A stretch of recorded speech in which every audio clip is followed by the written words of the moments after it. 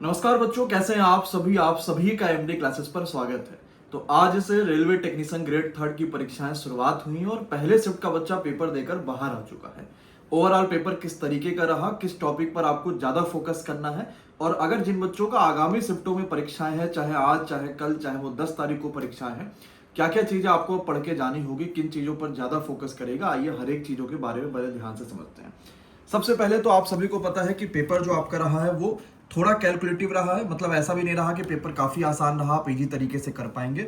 Railway ने एक गलती कर दी है कि पेपर को सेक्शन वाइज दे दिया, जबकि आप मॉक में जाके देख रहे थे तो वहां पर पेपर आपका मिक्स आया हुआ था, और यहां पर इन्होंने मिक्स ना करके पेपर को सेक्शन वाइज कर दिया। मतलब आपको गणित के क्वेश्चन एक साथ देखने को मिलेंगे, रीजनिंग के एक साथ देखने को मिलेंगे, जीके जीएस के एक साथ देखने को मिलेंगे। इस तरीके का पेपर आपके पास रहा है।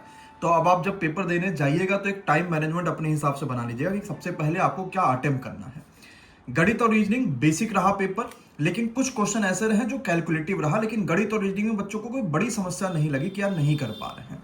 रीजनिंग में ब्लड रिलेशन के क्वेश्चन आपको देखने को मिले, और जैसे कि रेलवे के इस बार आपने पेपर में देखा कि 2025 वाले जितने पेपर हुए हैं एलपी और बाकी सभी में कोडिंग डिकोडिंग एक अच्छी खासी संख्या में पूछा गया। तो यहां पर भी कोडिंग डिकोडिंग के क्वेश्चन आपको देखने को ज्यादा मिलेगा। जीके जीएस के रेलवे ने टेक्नीशियन में 10 क्वेश्चन कहा था, जिसमें से 4 से 5 करंट के थे, कुछ अनुच्छेद के थे।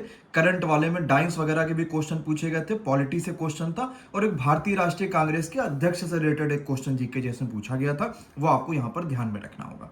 सैंपल पेपर की अगर आप बात कर रहे हैं कि यार एमडी क्लासेस पर सैंपल पेपर कब आएगा, कैसे आएगा, क्योंकि यहाँ के क्वेश्चन पेपर में डायरेक्ट फंसते हैं, तो हम रात में 3 क्लासेस आपको सैंपल पेपर की दे रहे होंगे। रात में 8 बजे साइंस, रात में 9 बजे गणित की, और 10 बजे रीजनिंग की क्लास।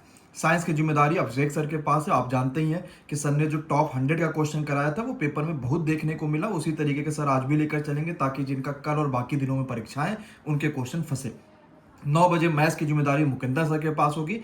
एलपी और टेक्नीशियन में मैथ्स अगर कोई बात करते तो मुकेंद्र सर उसमें सबसे बेहतर करा रहे होते हैं, और रीजनिंग की जिम्मेदारी पवन सर के पास होगी।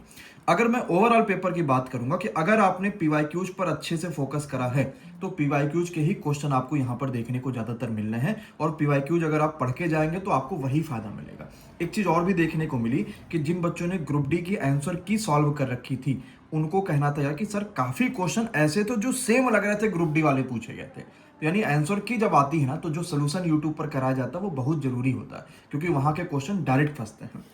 साइंस की बात करेंगे तो हमने पूछा बच्चों से यार फिजिक्स केमिस्ट्री और बायो में किसका वेटेज ज्यादा था, तो लगभग उन्हें इक्वल वेटेज देखने को मिला। मतलब ऐसा नहीं लगा कि बायो का वेटेज ज्यादा मिला या इसका वेटेज कम मिला। ओवरऑल 2 क्वेश्चन न्यूमेरिकल्स का बच्चों ने अभी तक का बताया कि 2 क्वेश्चन लगभग न्यूमेरिकल के आ सकते थे, लेकिन एनसीईआरटी ने पूरा कवरेज यहां पर भी रखा। एनसीईआरटी के क्वेश्चन आपको यहां पर ज्यादातर देखने को मिले हैं। तो ये एक हिसाब से पेपर का पूरा जो है कंप्लीट ओवरव्यू रहा कि कैसा कैसा क्वेश्चन कहां पर पूछा गया।